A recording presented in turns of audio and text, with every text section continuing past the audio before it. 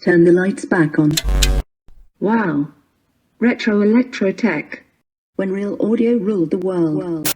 Greetings once again, ladies and gentlemen. This is Ernest with Retro Electrotech, and on the retro bench today is this Pioneer SX550 receiver from around 1976. As is evident, I'm well into the disassembly of this unit, which did come to me in overall working order. However, the customer wanted me to look into some intermittent signal loss and noise, which I did isolate to some very, very dirty controls, potentiometers and switches.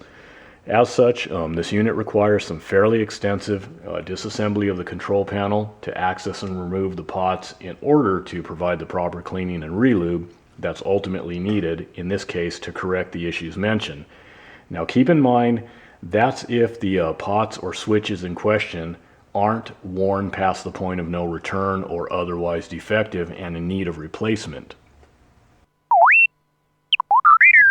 Thank you, Retrobot, for getting the meter into place. You're welcome.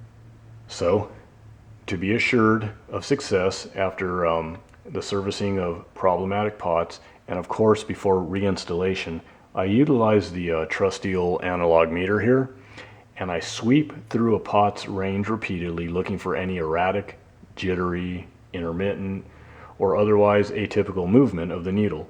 In other words, if there isn't consistently smooth movement of the needle throughout this simple test, then I just replace it. Okay, now as you can see here with this volume pot from the receiver here, which was very problematic, it was intermittent, it was very dirty, okay? Now that it's been serviced, and I sweep it through its range, everything is very consistent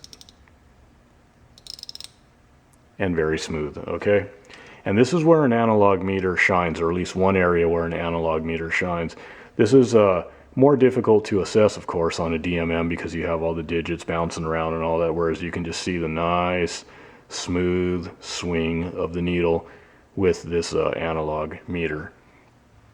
A few more things I want to mention is this receiver will be undergoing a partial recap, electrolytic recap, primarily of the power supply and driver sections. Now, why not the whole enchilada? It comes down to customer budget, which is okay in this case since, as mentioned a moment ago, this receiver is functioning okay other than the problem with the dirty controls. Where I have more of a limited budget and I have to direct a customer's money accordingly, I'm always going to recommend bolstering up the heart of all of this vintage equipment. In this case, this receiver is 45 years old. And so anyways, the power supply circuitry, drivers, main amp circuitry, in other words, where there exists higher voltage and current demands, more wear and tear electrically on aging electrolytics, and other components, of course, that again is where I'm going to initially direct my restoration efforts in order to increase the reliability factor of the equipment I'm servicing, of course, and within understandable budget constraints. Okay, let me see if I can get this thing to focus a bit.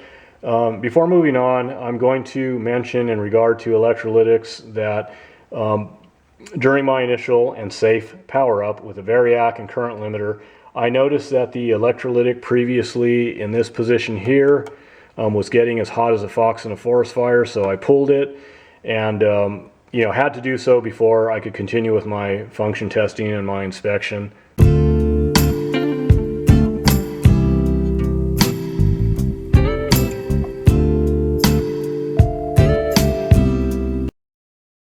So all is well otherwise, no more toasty hot caps. So in closing, I just wanted to point out how I work through various processes with obvious consideration to customers' budgets.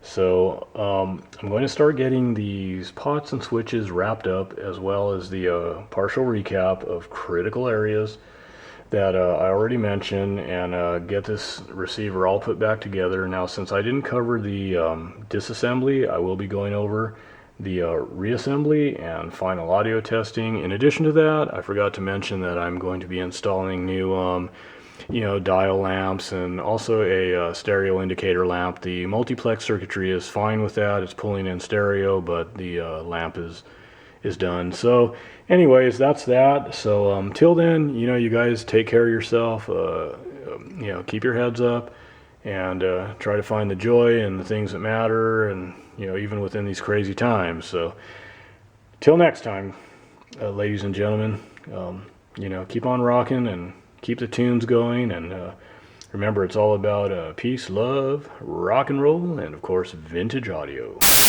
This is a poor man's shoe production.